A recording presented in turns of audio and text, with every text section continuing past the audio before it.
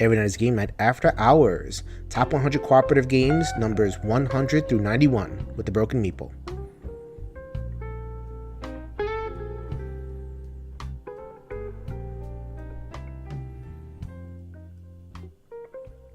Yo, my peoples, what's up? Welcome back to the Every Night is Game Night podcast. I'm your host, Jason. Thank you so much for joining us. This is bonus content. I said last week we're going to skip the regular episode for this week because we had the two-parter last week, but we're not going to leave your feed empty. This is the beginning of a series of podcasts that we're going to release on this channel, which is the audio version of a video series that we did with Luke Hector from the Broken Meeple. It is top 100 cooperative games. Over the next week, we are going to count down all 100 cooperative games here on the podcast. All of these episodes are already available as videos over on Luke's YouTube channel. That is probably the best way to ingest the content because what I present here is completely unedited, completely unchanged from the video. So there's going to be some gags and that kind of thing that will be missed over here, but I'm going to put them in the show because there are some people who just don't want to do the video. They want to do the audio. So this is for them. Next week, we will have the culmination top 1 through 10, as well as a special top list from Anthony. So go ahead and look forward to that. In the meantime, enjoy top 100 cooperative games, which we released every single day on the feed. We worked really hard on this. We had a lot of laughs. We hope you enjoy.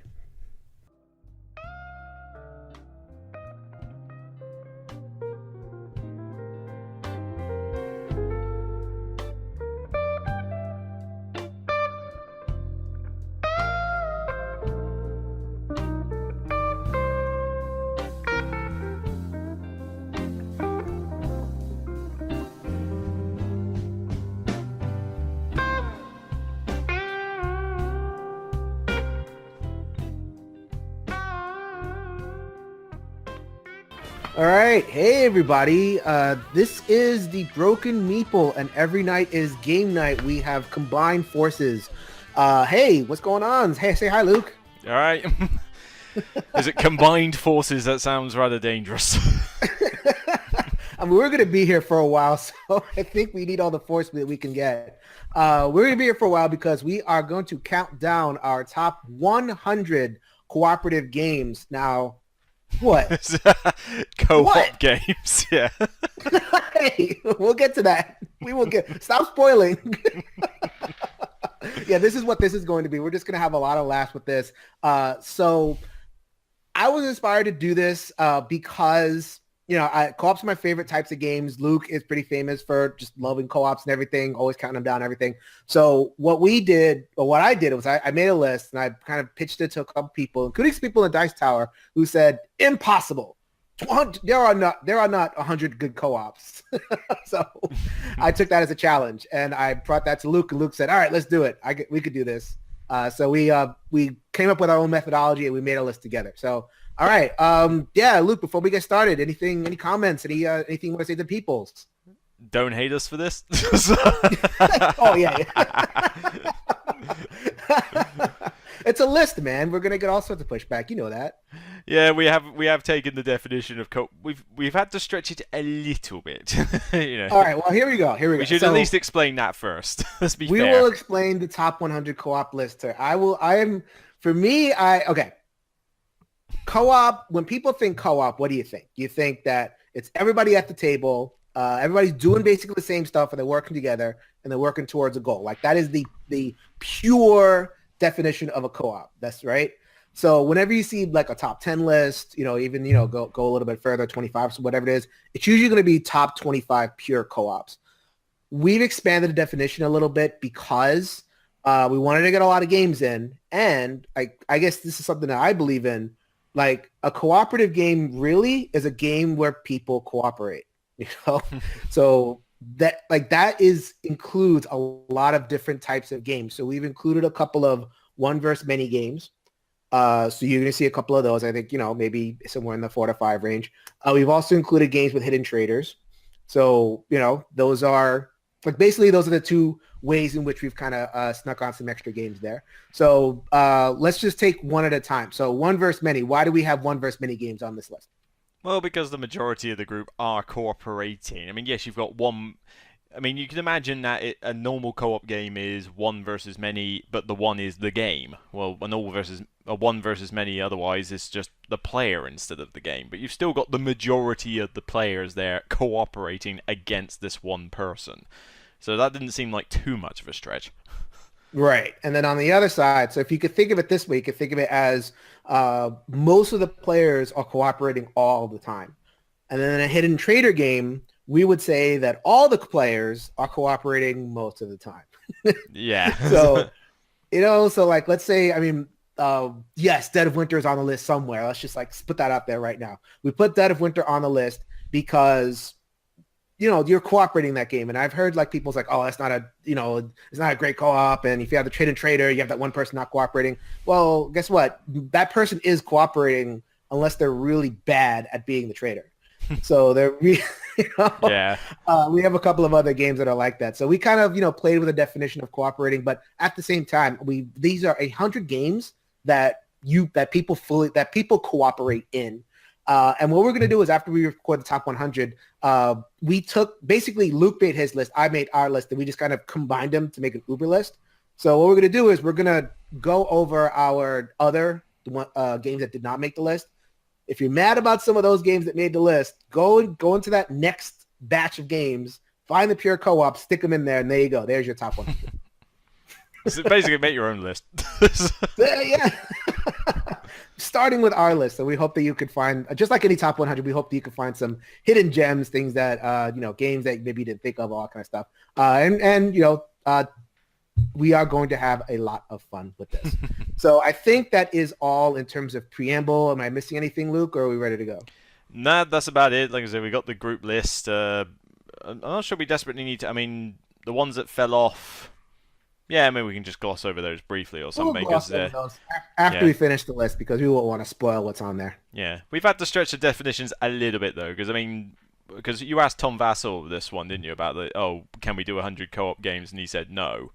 And granted, you will get some garbage games in the bottom of the list was the quote. Yeah, and I have to admit, when I looked at just 100 games like just co-op, like full-on co-op play, yeah, you'd struggle to get 100 games on there that you wouldn't find some garbage. So you've got to include some others, but cooperative play is a mechanic, especially when you search for it on Board Game Geek, as opposed to it's this game. So, and like I say, we can gloss over the arguments of, is one versus many, is traitor one, we could be here all night discussing that. So you kind of got to draw a line somewhere and just go for it. Although I will argue that I will actually be happy to play the games in the bottom of my list, the pure co-ops in my list. So I was actually really surprised. I'm looking at my list, like there's probably like 120 pure co-ops, not the one versus many that I would be happy to play. So in your face, we didn't need that. We just did it anyway because we all they can do is shout at us, which we're kind of used to. So cool. So let's get started without further ado, as they say.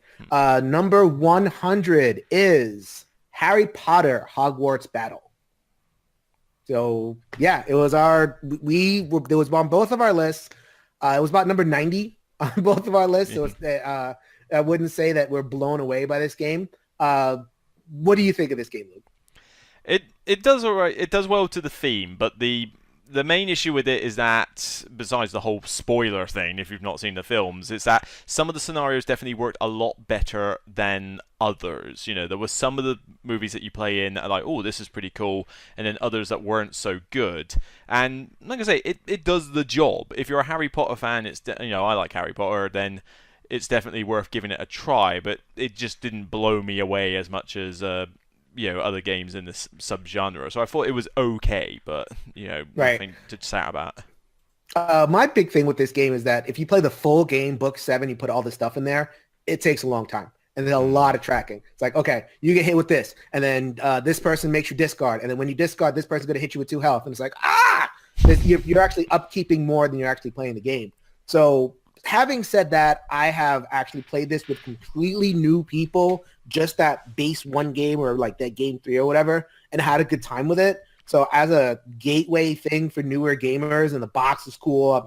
I have the couple of the games here. I actually have the box. I'll be showing them. But just as a gateway thing. The box is really cool. It has the treasure chest thing going on.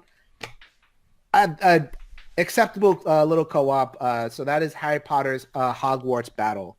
Number 99. We need like that sound effect that they have, whatever it is. I don't know if they do that for top 100s, but there's some sort of sound effect that we can put in. I don't think they don't do well. They do some things like that, but I think it's more how much time do you have in your hands to do a sound effect between 100 different. It takes me long enough to do a top 10 with those sound effects. That's right. Yeah, we're just throwing this up there. Yeah. It's 100. Maybe we'll do something special for the top like 20 or something. But well, at this point, we're just gonna give you some games.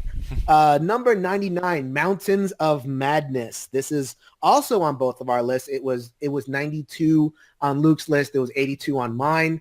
I like this game. So if people don't know Mountains of Madness, it's like this game where you have to, if you cooperate, it's pretty much a pure co-op until you get these wrinkles where you're trying to climb this mountain, but then you're going to trigger some stuff and you're going to have like rules set on you.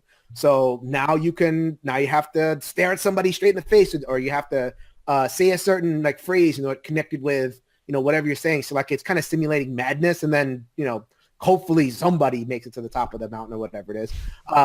I've had success with this game in like a party-ish atmosphere or like a con. Fun, like really fun when you just like don't care and you just want to have a good time.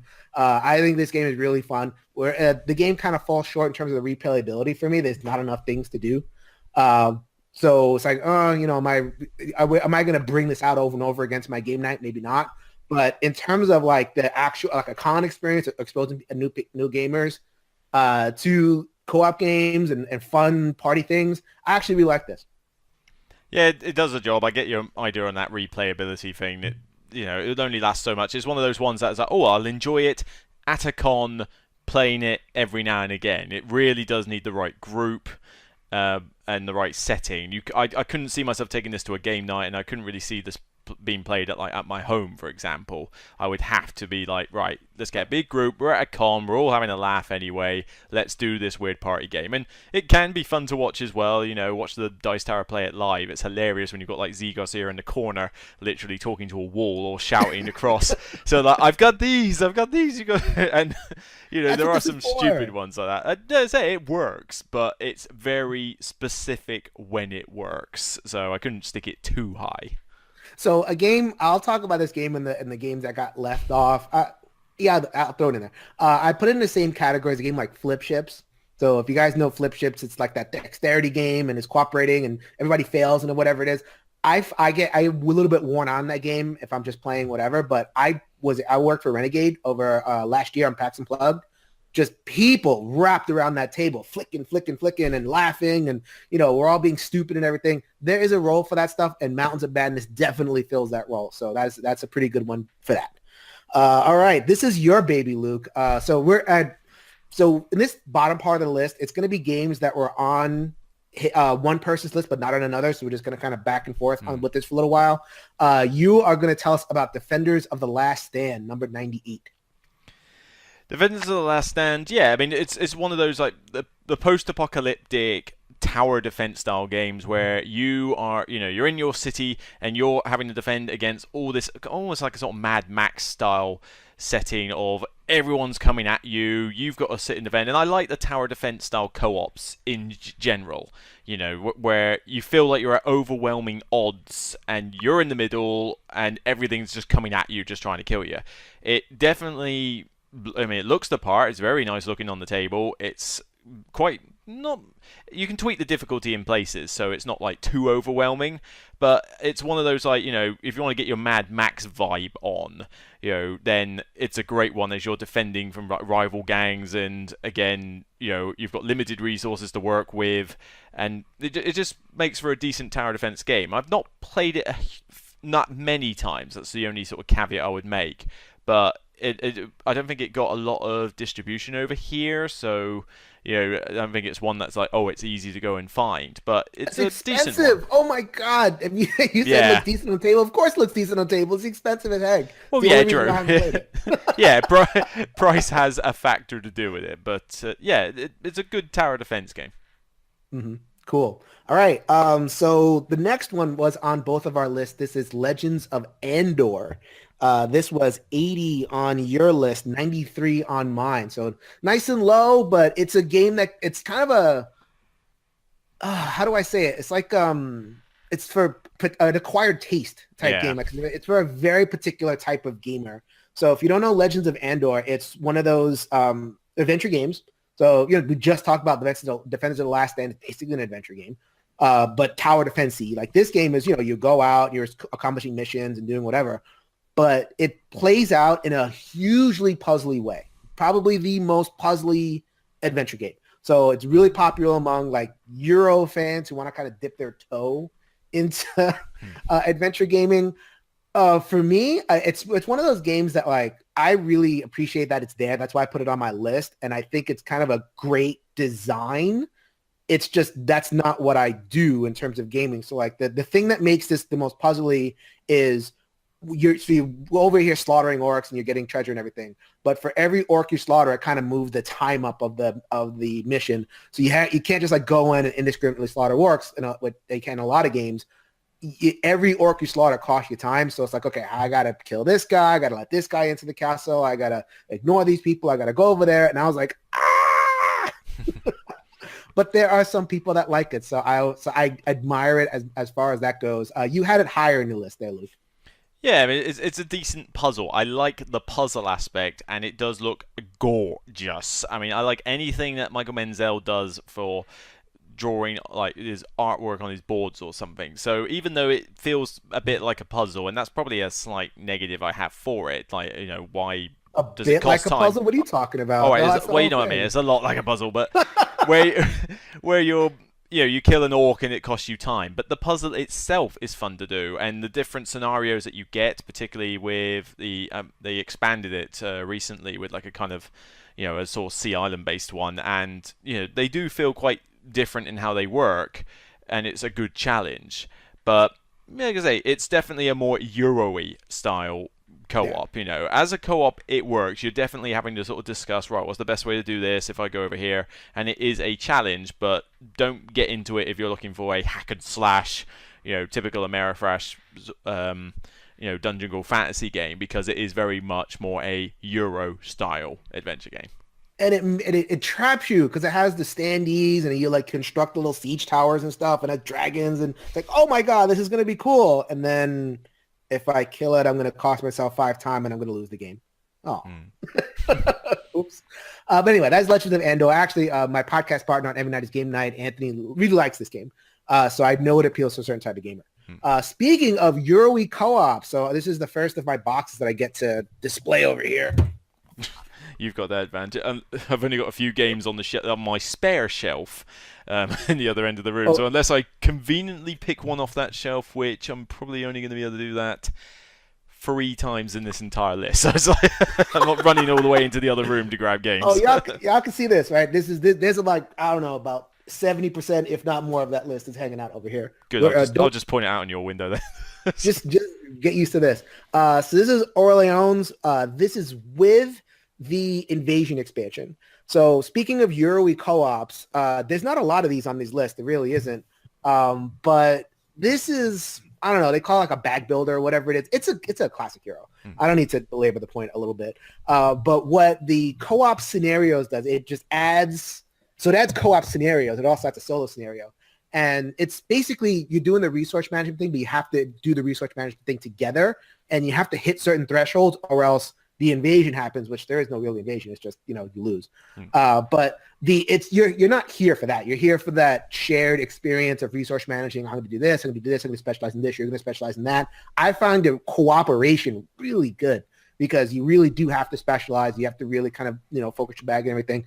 I really dig it. I haven't gotten it to the table as much as I want to, or else it'd be way higher on my list. Right now, it is number 60 on my list, which is, for me, actually, I love all 100 my games. I don't know what you're talking about with this whole making excuses for me. So it's number 60. It could be higher with more plays. Looking forward to playing it more. So that is Orleans. Wasn't this on your original version of the list or no? Or you never had this? I don't think I had this one. No, I don't mind Orleans. I'm not a massive fan of the original game. I think it's okay, but I just prefer other bag builders. But I've not Right. had a chat. Nobody's brought the co-op scenario to the table or something, mostly because I think the main people I know who own this despise co-ops, so I doubt they'll ever have the invasion scenario for me to play. But it sounds like I would actually play Orleans again if it was just the invasion scenario. I just, so it's like I want the polar opposite to what they want. Right. So this was And more on your list than it was on mine. I think this is a really worthwhile one. So this is another game that you left off your list. See, speaking of hate, if the fans of this next game hear that you have not played it, or maybe you have played it and it was just on your list, I'm curious to hear your thoughts. So this is Kingdom Death Monster, all the way down at number 95. All the way down at number 95. So that is a kind of a travesty considering how much like hype this game gets, how like it's one of those things where like whenever it's on a list, whether it's co-op or solo adventure games, people are either leaving it off the list or putting it number 1 or 2 or whatever it is. Because like if you're into this game, you are so into it. Minis game. For me, I had it at number 59, which is like right in the middle. I love the town building part. So it's basically an RPG on a board. I really got into like the town building. I really got into like, okay, I'm going to make this settlement. I'm going to specialize in, making furs, and I'm going to turn this into this. It really does emulate that RPG pretty well as a combat experience on the table. So that combat phase, it's a little fiddly. There's a card-based system that you can really hose you because the cards are really swingy. So I was literally half and half. Like if this had a better combat system, I would actually think about it. Now you talk about expensive games, like this Yeah. game laughs at Defense of the Last Stand. I mean, it leaves Defense of the Last Stand in the dust and all these other games like this. This game is expensive as heck. It's like $700 to like go all in and everything. And that's what people tend to like to do.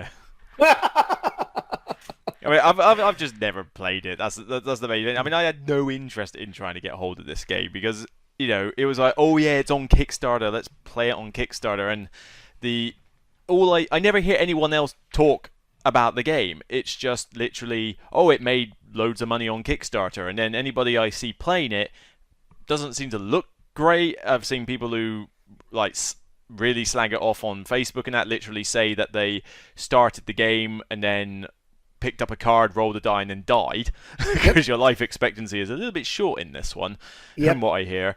And like I say, because you can only get it on Kickstarter with the various exclusive bits and bobs. It's not one that's nobody I know's got it.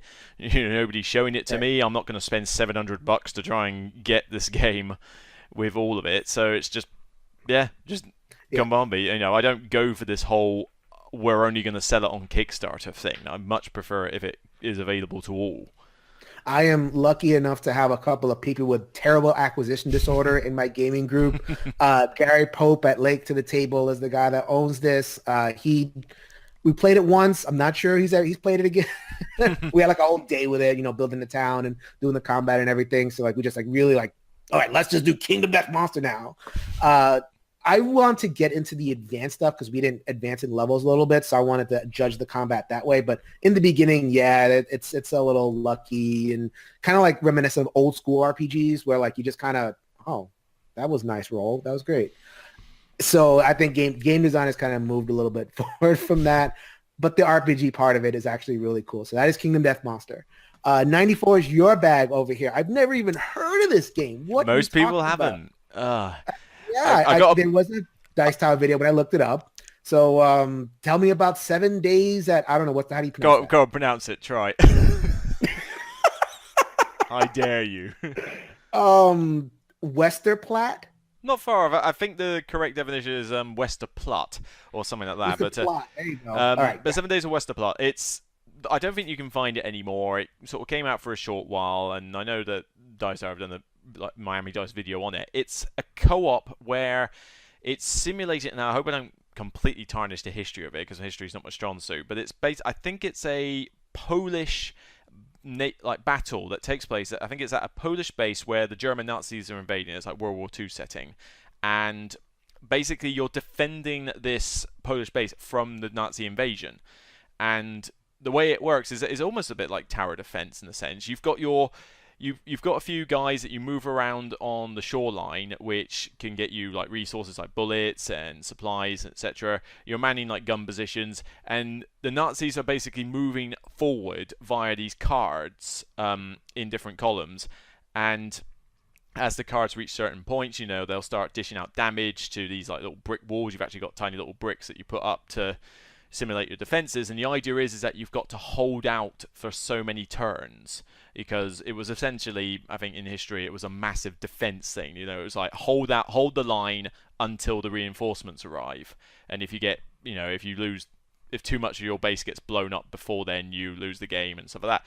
But I mean, I'm not a big history fan. I'm not even a massive war nut, but this one just kind of worked well because it was very streamlined. It wasn't difficult to learn at all, but it was a challenge even in the easier difficulties, and you could really ramp it up to like really hard challenges. But I just think from a thematic perspective, it worked well. It taught me a little bit about the history, and I found it decent enough. I think, what did I give it, like 6 or 7, I think.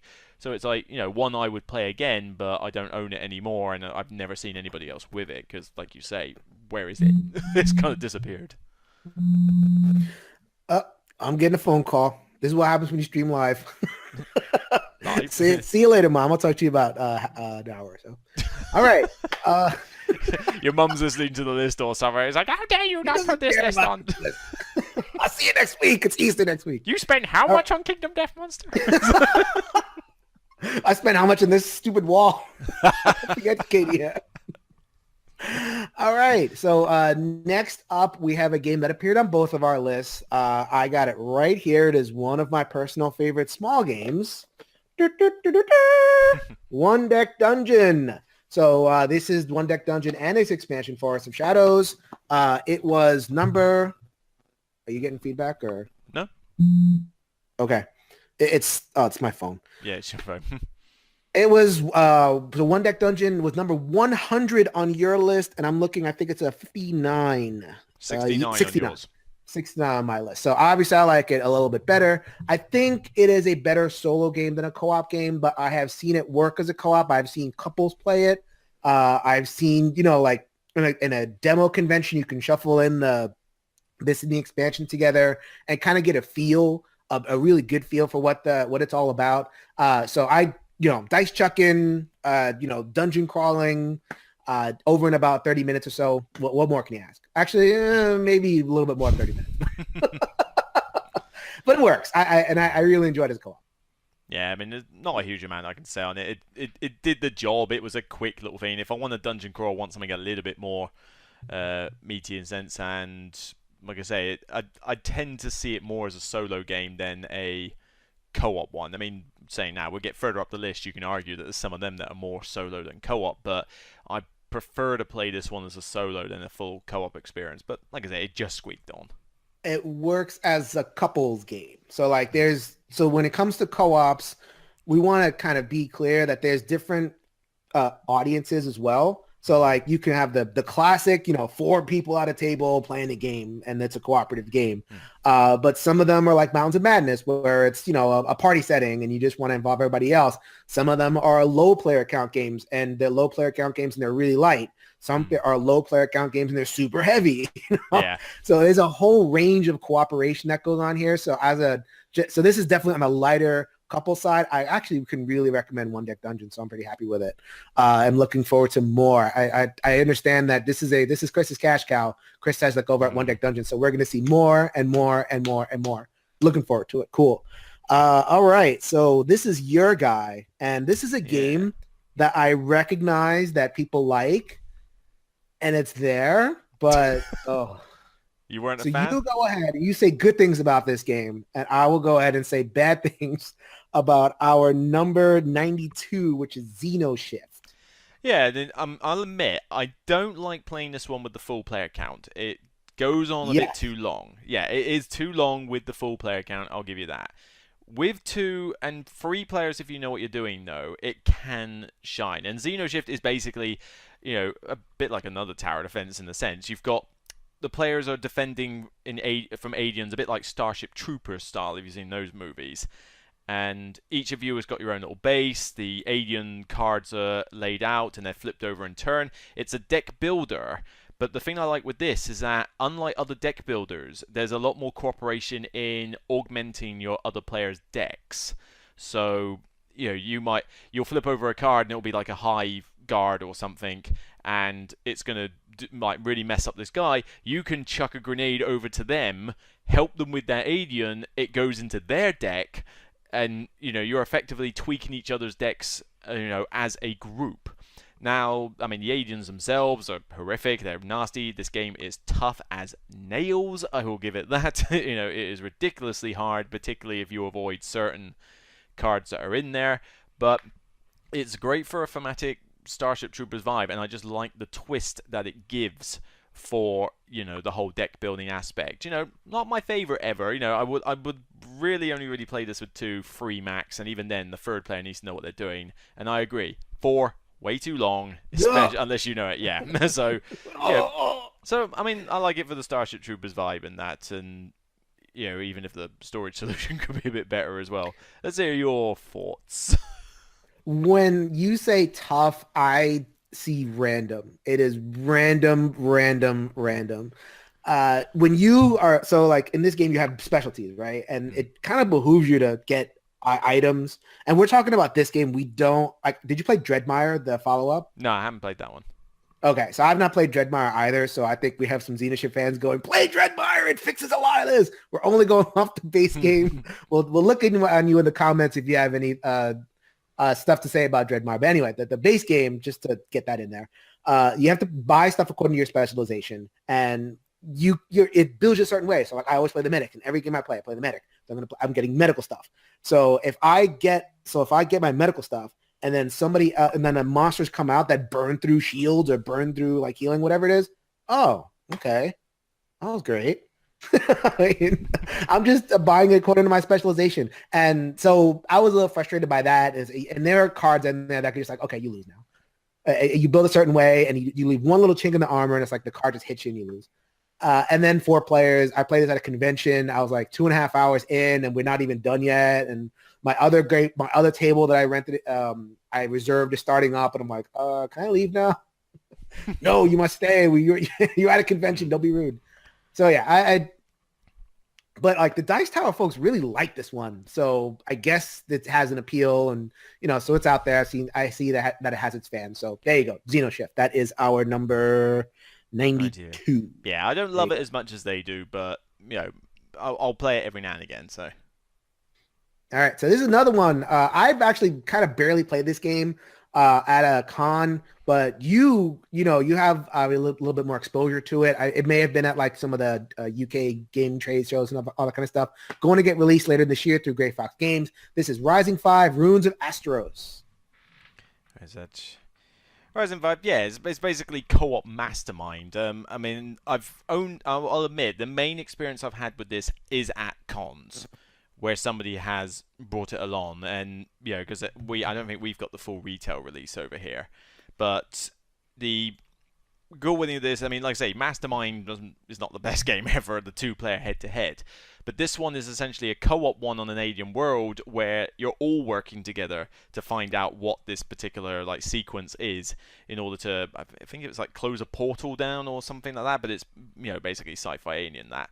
But it seems to work a lot better as a co-op group. It's very quick, doesn't take very long at all. I mean, the games are nice and short, it's pretty streamlined, and it looks gorgeous because it's got Vincent Dutrait's artwork all over it. And I mean, I prefer people like Menzel and a couple of other artists also are more into that sort of crisp, clean artwork style. But yeah, there's no denying that Vincent does some very good artwork, and it just makes this whole game sing. So yeah, my experience with it is a little limited, but I do look forward to a retail release coming out, and I want to get hold of it when it does, more in the UK. But from the con experience I had with it before, yeah, I was quite impressed with it.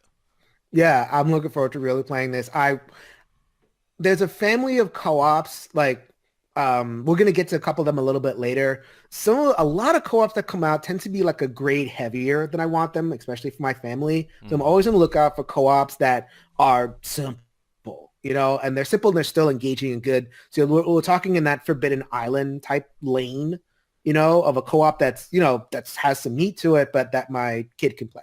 Well, not my kid. My kid is 2 and will throw stuff all over the place. But I can envision my 6-year-old or something like that playing Rising 5. The little that I saw of it at a con, it just made me want more. So I just put it on my list, just like right at the end. Like, okay, I know this is going to be good. I can't wait for more. That's going to do it for the first 10 of Top 100 Co-ops. If you decide to continue on our journey, then we look forward to having you. The next episode is available on this feed right now, which will be 90 to 81. If not, we'll see you next week at the top 10. Later, everybody.